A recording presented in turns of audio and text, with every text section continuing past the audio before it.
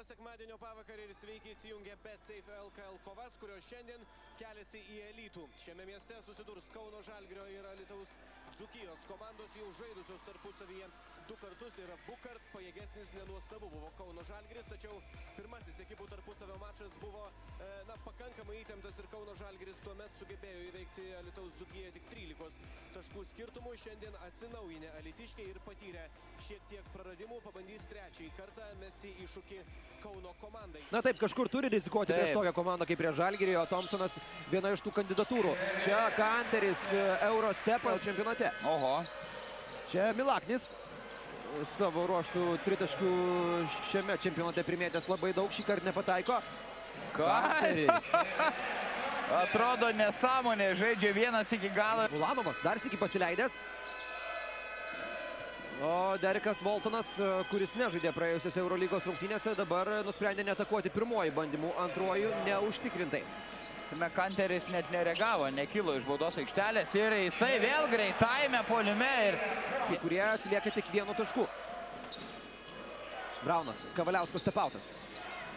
Kavaliauskas spėja prie Kanterio, dabar apsikeičia dengimaisiais Kavaliauskas ir Milaknis. Ir Kanteris pelno 2 taškus. Techniškai, tačiau gynyboje tikrai yra tas žmogus, kuriam dar trūksta pagrindų tokiame lygyje. Silpnokas gynybui. Priminsime, tai yra jo pirmas profesionalo karjeros sezonas.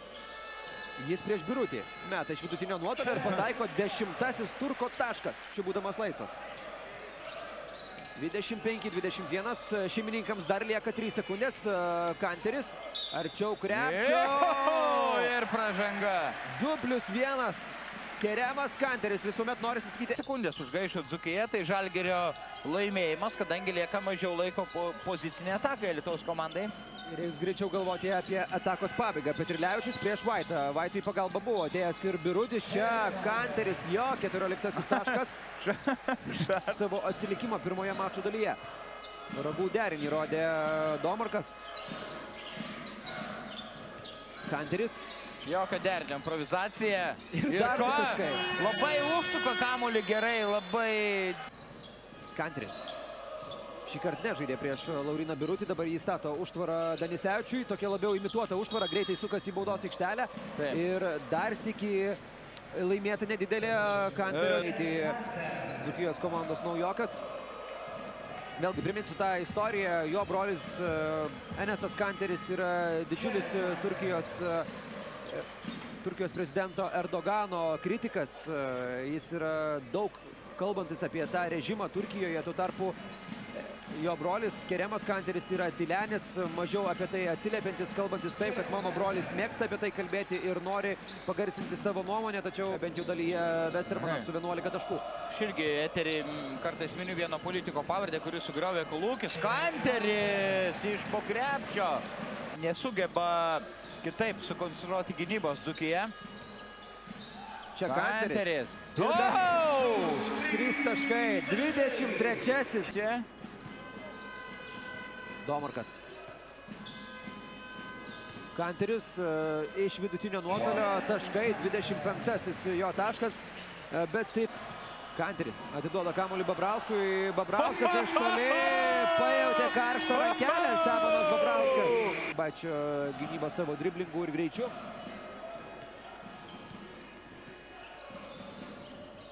Domarkas, prieš jį Derikas Voltonas, išvykus Kendrikui Braunui. Mes jau minėjome, jog Domarkas žaidžia labai rezultatyviai. Čia Keremas Kanteris, 27-asis jo taškas, gaus 14 pralaimėjimą. Domarkas, aukšta trajektorija.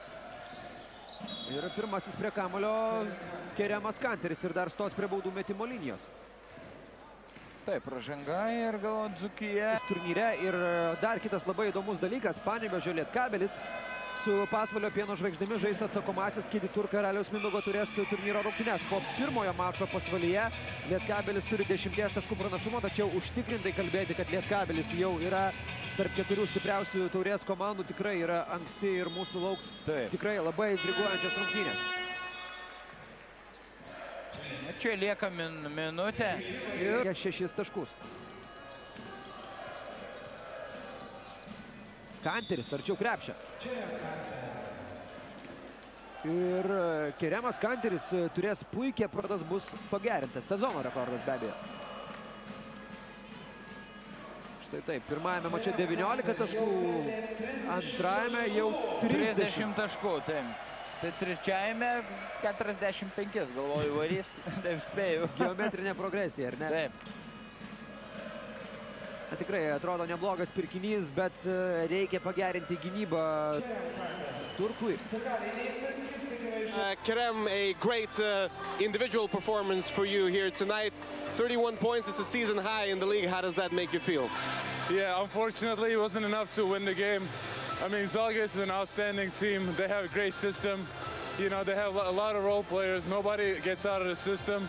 You know, they're great in EuroLeague. They have an amazing coach, a team that I have a lot of respect for. I think we did a lot of good things on offense today, but unfortunately 90 points is a lot, especially, you know, when you're playing against Zalgiris, they're not going to let you score that much, so you got to keep them under 70, 75, and we weren't able to do that, so. Why do you think second half was a little worse than the first one for both you and the team? Like I said, they're an experienced team. I have a lot of respect for them.